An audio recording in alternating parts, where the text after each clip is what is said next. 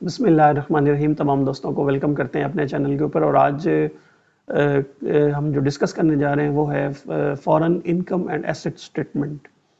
ये स्टेटमेंट क्या है, किन अफराद के लिए ये स्टेटमेंट का फ़ाइल करना ज़रूरी है, और अगर हम ये स्टेटमेंट फ़ाइल नहीं करते तो उस सूरत में हमें पेनल्टी क्या पे करनी पड़ेगी।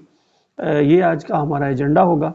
Before getting to the technical discussion, अगर आपने हमारा यूट्यूब का चैनल सब्सक्राइब नहीं किया तो आपसे रिक्वेस्ट करेंगे कि इसको सब्सक्राइब करें।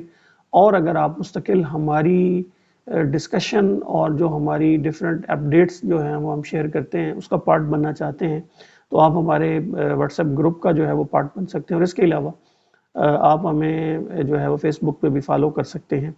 तो अब डिस्कस करते हैं कि ये सेक्शन जो है वो 116 है इनकम टैक्स ऑर्डिनेंस का, 116A।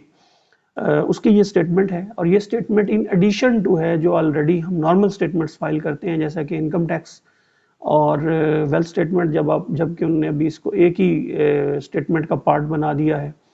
तो इन दो के अलावा हमें ये तीसरी स्टेटमेंट होती है, इसको हम कहते हैं income and foreign income and assets statement. 116A के अंदर ये फाइल होती है, ये भी ज़रूरी है। अब ये जान लेते हैं कि ये किन अफराद के लिए ये स्टेटमेंट फाइल करना ज़रूरी है।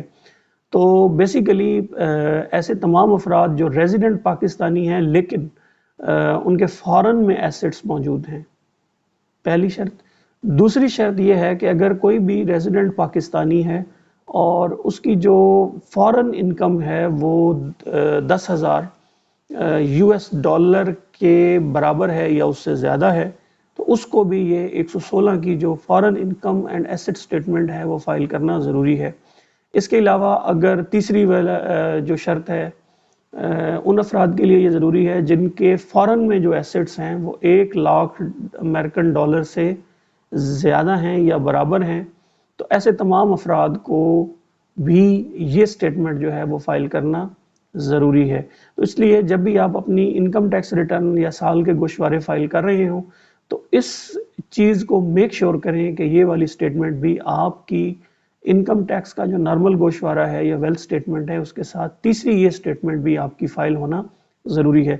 और अब बात करते हैं कि अगर फ़र्ज़ करें कोई भी जो बंदा है वो अपना इनकम टैक्स की जो फॉरेन स्टेटमेंट है उसको फाइल नहीं कर रहा, तो उसके ऊपर जितनी भी सालाना उसकी जो है वो फॉरेन एसेट्स होंगे, फॉरेन एसेट्स की वैल्यू होगी, उस वैल्यू के 2% के बराबर जो है उसके ऊपर जो है वो सालाना पेनल्टी है।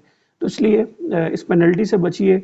जब भी आप या आपका कोई भी कंसल्टेंट जो है ये टैक्स रिटर्न फाइल कर रहा हो तो उसको ज़रूर पूछिए, उससे ज़रूर कहिए।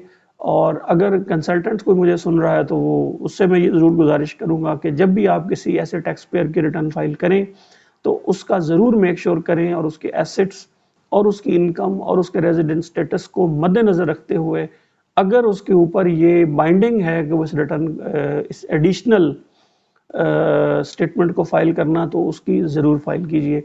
मैं उम्मीद करता हूँ हमारी इस मुख्तसर सी वीडियो से बहुत से जो मसाइल हैं या बहुत सारे लोग जो फाइलिंग के दौरान इस स्टेटमेंट को स्किप करते हैं उनके लिए एक अवेयरनेस का ज़रिया बनेगी।